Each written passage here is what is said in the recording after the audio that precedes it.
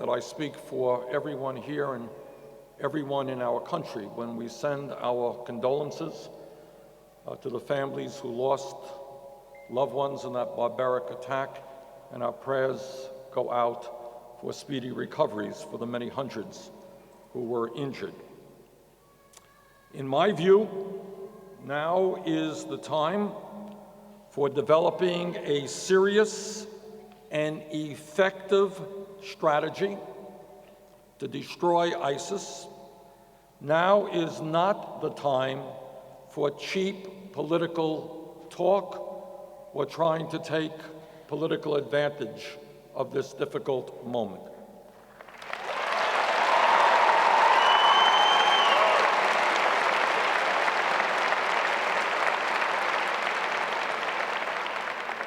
Now is the time, as President Obama is trying to do, to unite the world in an organized campaign against ISIS by bringing together all of the countries who have common interest in defeating international terrorism, even countries that we have disagreements with. So I think what the President correctly is trying to do is bring together our European allies, France, Germany, the United Kingdom, and others, along with Russia, and along with the Muslim countries who are today face to face with ISIS.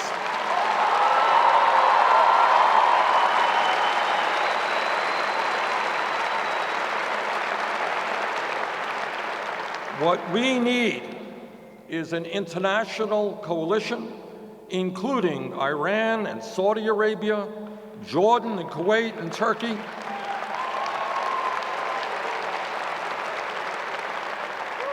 Now, putting together this coalition is not going to be easy, given the many hostilities and long-seated disagreements that some of these countries face.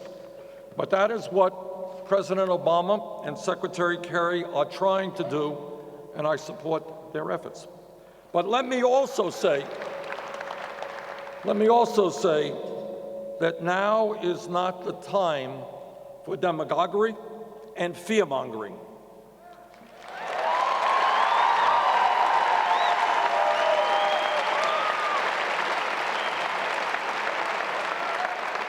If you think about it for a moment, you understand that what terrorism is about is trying to instill terror and fear into the hearts of people. And we will not let that happen.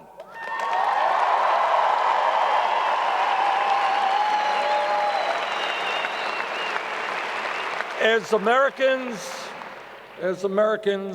we will not be terrorized.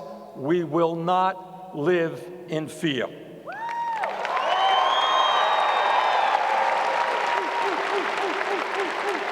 And I do have to tell you that I am disturbed by some of what I am hearing from my Republican colleagues. And I will just say this.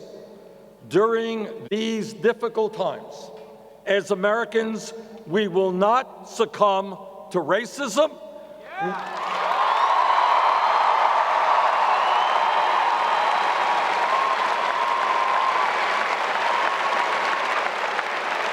We will not allow ourselves to be divided and succumb to Islamophobia.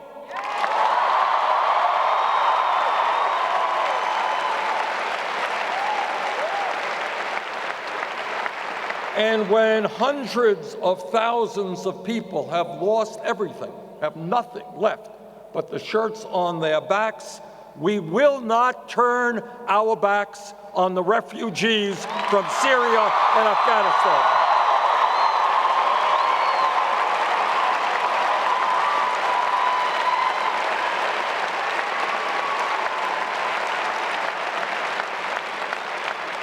We will do what we do best, and that is be Americans fighting racism, fighting xenophobia, and fighting fear.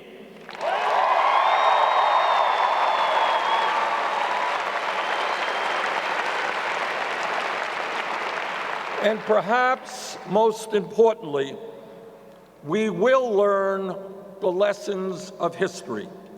Yesterday, the chairman of the Republican National Committee stated, and I quote, "Never before have I seen an American president," meaning President Obama, "project such weakness on the global stage," end of quote.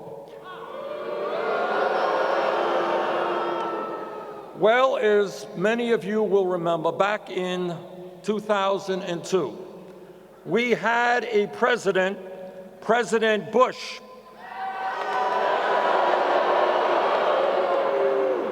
you remember President Bush. We had a president, and he was very, very tough, but not very smart.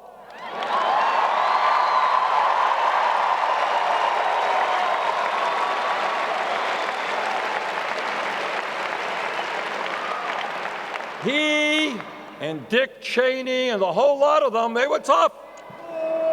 And they said we should invade Iraq.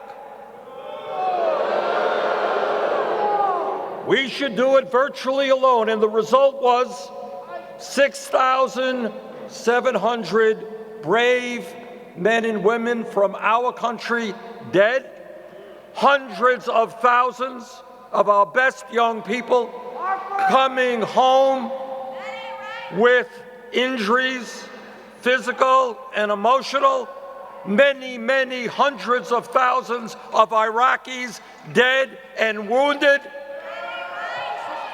huge instability in the entire region, and we are paying the price today for that instability and that chaos.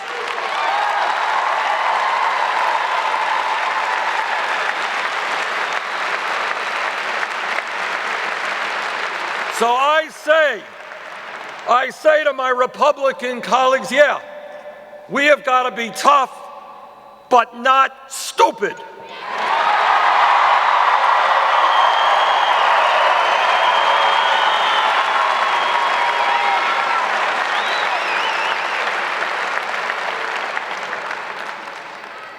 Yes, we need to create a worldwide coalition that will defeat ISIS, but no, the United States of America must not be involved in perpetual warfare in the Middle East.